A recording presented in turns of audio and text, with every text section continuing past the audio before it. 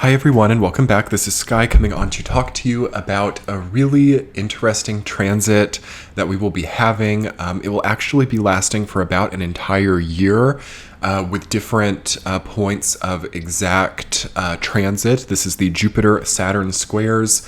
The first two exact hits will be in the sign of Gemini and Pisces, and the final hit will be on the cusp of Gemini, Pisces, and Cancer and Aries. This exact transit is going to happen for the first time on August 19th, then again on December 24th, and then again on June 15th, 2025, and it will just be kind of breaking up between each of those inflection points. So yes, definitely check the description box below. I will lay out those dates exactly. And yes, I wanted to come on and talk about this transit as I think that it's so important to think about the way that perception and the collective psyche is changing, as it will really be changing during this transit.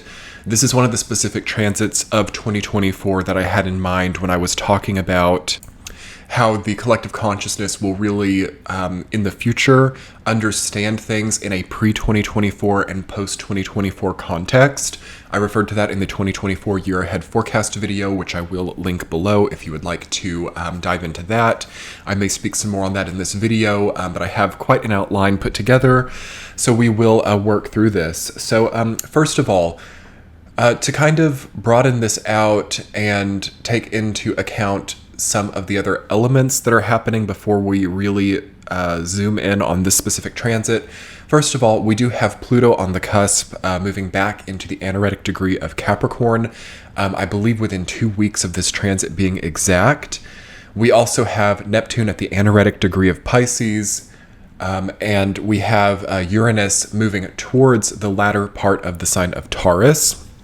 So in the outer planets and in the macro, we have a lot of sort of stability-oriented, entrenched, time-focused, and very material, dense energies.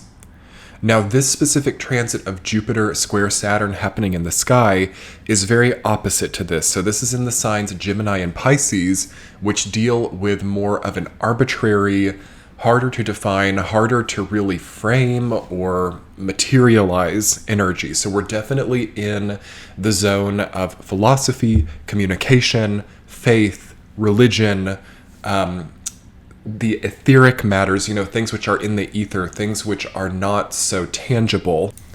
And I primarily think that this transit is going to create a major contrast that's very perceptible, and we're going to start feeling this probably in the next week or so. But from the latter half of 2024 and throughout, I would say about the first 3 quarters of 2025, there's going to be this very, very strong contrast that becomes apparent. So the material contexts can start to majorly contrast the desire, the motivation, or the internal psychology. It's very easy for some people here to be living in 2 worlds, okay? So there's a strong sense of multipolarity. There's a strong sense of the outer projection versus the internal world. So the private space and the public space, there's a growing division or a growing contrast between the face that is shown to the outside world and the deep inner knowing or interior understanding that we have of the self. And I feel more of a distance and more of a widening between the innate self and the projection to the external. At the same time, there is a battle, I feel, between, inherently within this square of the signs Gemini and Pisces. There's a battle between the old and the new. There's a battle with Pisces being the final sign of the zodiac, and Gemini being one of the youngest signs of the zodiac, between finality and pivoting, or finality and striking out on a new path. Also, I feel that some things during this square of Jupiter and Saturn in Gemini and Pisces, it feels like some things would just be very difficult to articulate, and that's been something that I've been getting lately in the 2024 year cycle, is that some of the things that we're going through are just kind of hard to speak about. They're hard to really put into words, and they almost just have to be felt, and actions that are not spoken sometimes have to be considered during these transits. Also, while we're considering just the general energy of Gemini and Pisces, we should consider the typical understanding of a square between Jupiter and Saturn. So Jupiter and Saturn are also naturally antithetical. Jupiter is the opening, expanding, sort of wide and freedom-oriented energy, whereas Saturn is the more constricting and materializing, reforming, and sort of defining energies. So Jupiter pushes us further away from definition, and Saturn pushes us further toward definition. Jupiter expands the boundaries, and Saturn reinforces the boundaries. So there's a lot of expanding and restricting, and a lot of contracting energy happening here, which is also reflected in the outer planets and the macro movements. So the main theme of this transit is going to be trial and testing, as any expansions that we've had or any changes that we've made will probably be tested here, as conflicts can also emerge because of a certain expansion. And people can begin to ask themselves the purpose of embarking new paths, or the purpose of growing their wealth, growing their knowledge, growing in general, will be something that we have to really question here. Because I feel that inherently within the Jupiter-Saturn square is a growth crisis. Okay, so something relating to expansion, something related to growth is tested, and also in some cases expanded exponentially. So there can be some people who have like an expansion or a growth here, and they are tested or they are audited or restricted in some way, and it causes them to really pull back or to shrink. Whereas other people will have growth and then have that test and sort of audited energy, and it will cause them to get like a 5x multiplier on their growth, and they'll start like really rapidly expanding. So this transit in no way can you prescribe like a one-size-fits-all outcome, because I'm seeing some people have just like major wins, major expansions, almost like lottery level growth. But every single growth here is measured with some degree of restriction because of the Jupiter-Saturn square. So while some people can have that major growth, that 5x multiplier growth, even it will be questioned and tested, but it doesn't mean that it won't continue. However, some other people will have that questioning and testing, and it will cause a shrinking, or it will cause sort of like a loss or a negation of sorts, for the purpose of them reforming their path. This is an important time of reforms, okay, an important time of questioning every element of the path and really looking directly at the anomalies in our lives and resolving them. As I've seen, as we've been moving through and working through 2024 as a year cycle, it's really pushed a lot of people to direct their attention toward the anomalies, the knots, the things which are complicated in their lives and are just kind of hard to sort out. And it's really requesting that we institute reforms and institute very direct chain of events to overcome and resolve certain knots, anomalies, or things which have been just like bothering us for a long time. So for example, finally overcoming like an entrenched coping mechanism that has like maybe caused the materialization of addictions or self-restriction or self-destruction, and sometimes unconsciously, you know, really getting to the bottom of these and having a final kind of resolution that gets you at long last kind of above water with some of these difficulties. As when I was meditating on this video and I was thinking about the collective sort of psychological condition that this square is bringing on, I actually got in that meditation 3 different levels of psychology, sort of 3 levels of frequency, I want to call it. And these were shown to me as a kind of like top-down frequency. So moving through this next year with the Jupiter-Saturn squares, the highest level of frequency, like if you're doing the best, and if kind of let this maybe be like a signpost for you about how to move forward with these trajectories.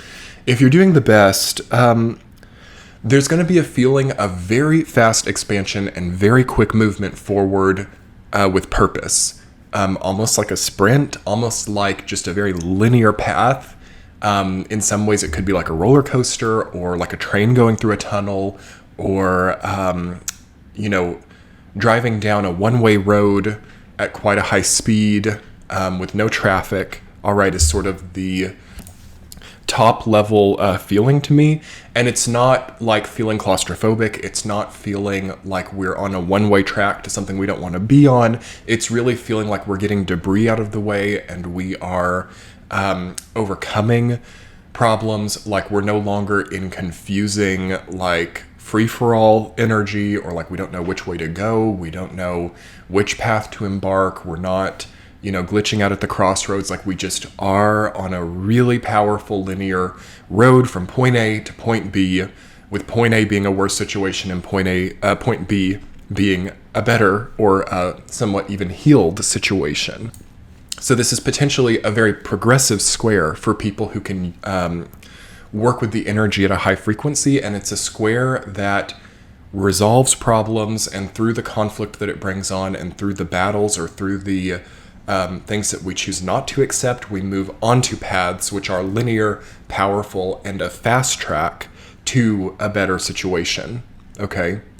And I think for everybody vibrating at the highest frequency within this transit, there should be some feeling of like, what do I want to call it? It's almost like a strategic alleviation. So like before we really get into the depths of this year change coming up, like 24 to 25, like choosing to alleviate certain problems to maybe like narrow the path a little bit, or to restructure your vision, like redoing the walls and the boundaries of your vision, which in the mundane sense could look like paying off a debt, or kind of signaling to the universe that I'm willing to like really overcome a previous issue. So this can be like in the material sense, yes, paying off a debt, or stopping frivolous spending habits so that you're not so dependent on like repetitive cycles that you don't want to be in. Also in the mundane, this can definitely look like actually moving toward purpose and not getting stuck in negative cycles. So this would be like the strategic alleviation, working to basically reinforce the path and make the path more obvious for you, so that we don't get confused. One of the negatives of this Jupiter-Saturn square in Gemini and Pisces would be sort of like an mass attention deficit issue, okay? If you struggle with that, definitely take that into account as you're planning your next year. This might be a very important time to start healing that, or to start like really focusing on lifestyle changes, or changes to the diet, changes to the entire frequency that would help to resolve any type of attention deficit issue. Also any type of like confusion or issues with polarities. Okay, one day I want this job, the next day I don't want it. One day I want to like buy a house here, the next day I don't even want to live in this region. All of this like back and forth polarity stuff really has to be strategically alleviated before this transit really starts up. So yes, again, the top level at a level of frequency for this transit will be moving forward with vitality along a very reinforced path that really takes you out of a level of chaos for in a very substantial way.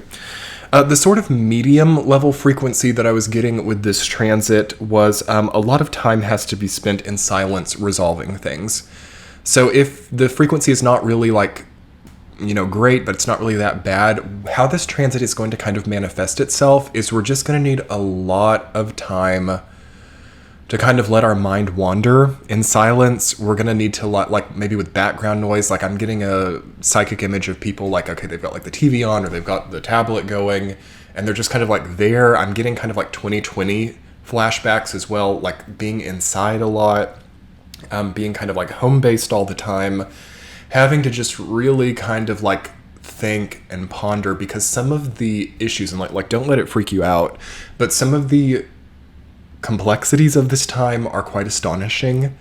And the only way to really not get bogged down in the fog for like years with this kind of configuration of transits is to just really like get masterful with the puzzle solving. So it means that we have to have really good attention focus. It means that we have to sometimes go at things over and over and over again, like a Rubik's Cube, like just keep figuring and figuring and figuring until finally there is a result. And especially for things such as long-term goals, okay, like where is this current momentum taking me? This is the type of transit that will really show you if you really work with it. Like it'll show you, okay, this momentum, like within 3 years, is going to take you exactly where you need to be. However, this momentum over here, this is going to be like 30 years of doing the same thing over and over and over again. But yes, 30 years down the road, it's like almost unstoppable. But consider also that the future is not here. And we also, like 30 years is a very long time to think about, for example, doing something that just doesn't feel that great, or it's really assuming a lot also about fate and destiny to choose something that feels bad now to feel better in that length of time. And then there can be like more lukewarm paths as well. So this trajectory way over here, you know, within 7 or 8 years, things are like quite formidable, but you have to be careful with it. And there's like a very kind of like sophisticated way that you have to be eventually. And we just have to like really get very close to the theme of cause and effect, and very close to chain of events to understand what we're moving toward, what the current momentum has been. And for a lot of people, this middle result that I'm talking about, so spending a lot of time in silence and resolving, it's not bad, because it actually gives the chance to see very clearly like what certain things are getting toward, and also how to like resolve problems. And I think within like 1 year, within the duration of this transit, or even quicker for some people who are kind of at this medium level frequency, this will bring about some very excellent revelations and aha moments that will then basically slot you over to this high frequency level that I'm talking about, where you'll start moving very quickly down a path that's like just so good, okay? However, if we're kind of out of control and not focusing and not directing energy in a super meaningful way, we can definitely experience the sort of like bottom level frequency, the negative frequency of this transit, which to me feels like stagnation, addiction, and repetition. So it's also possible with this, like if you can imagine, taking into account that this transit starts during the 29 and 30 degree Pluto in Capricorn, which was in effect in 2020. If you can imagine the negatives of that, okay, so I'm in my house and I don't really leave, and I have these repetitive things that I do all the time, and I have, you know, a lot of, you know, thoughts about things, and time just kind of passes. And that's a very good recipe for like addictions. It's a very good recipe also for kind of like losing the mental edge, or losing the precision along certain lines. So we want to watch out for that with this transit, because the Jupiter-Saturn square, it's wanting to sharpen us up a little bit. It's wanting us to make sure, you know, our faith aligns with our logic, and that's the best thing with Gemini, Pisces square Jupiter and Saturn, right? Like Pisces, Saturn being about material faith, and Jupiter and Gemini being about the expansion of logic and becoming more aware, becoming smarter, becoming more knowledgeable in the positive. The square is going to be testing like, okay, does my logic, my logical mind, does it line up with my belief systems? Does it line up with my faith? Does it line up with the other elements of myself? And yes, you definitely guessed it right, like religious divisions and cultural divisions are going to really simmer up. I've actually had some comments on my YouTube channel like I've never had before in the duration of my channel that are like religious persecution and just culture war stuff. And I don't think that much about it because, it's an open platform and people can certainly say what they want, but I do think that some of it's dangerous, especially when you think of someone who maybe has like not a very set idea of like what their values are, and then they see a comment where someone's like doing religious persecution, or they see a comment saying a lot of things that aren't true, but saying it in such an inflammatory way, like people can start to believe that it's true. You can definitely see with this square of Jupiter and Saturn and Gemini and Pisces, like sort of a mass, what do I want to call it? Like a mass disillusionment of logic in a way. So like this one person has said such an inflammatory thing and it just sounds so good to me that I just think it's right. And I think that it's real, but I haven't, vetted it. I haven't, backed that up. I haven't checked in with myself about it. It's just sort of like that blind following message that was coming up a lot in the Pluto return video. I should also link that below, as Pluto is moving back into Capricorn, meaning that we are right in the middle of a Pluto return in the United States. So yes, there's also that. And when we're in that lower level frequency that I'm talking about here of stagnation, addiction, and repetition, it's so easy to then get into that sort of blind following place too, where it's like, I don't have thoughts of my own. I just look at what other people say and I look at what other people comment to formulate my own feelings about things. And that this is how we get things like religious wars or cultural wars.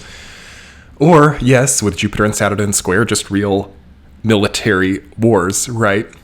That could definitely be percolating here as well. And I would definitely say it's along the lines of Ukraine, Russia, North Korea, South Korea, Taiwan.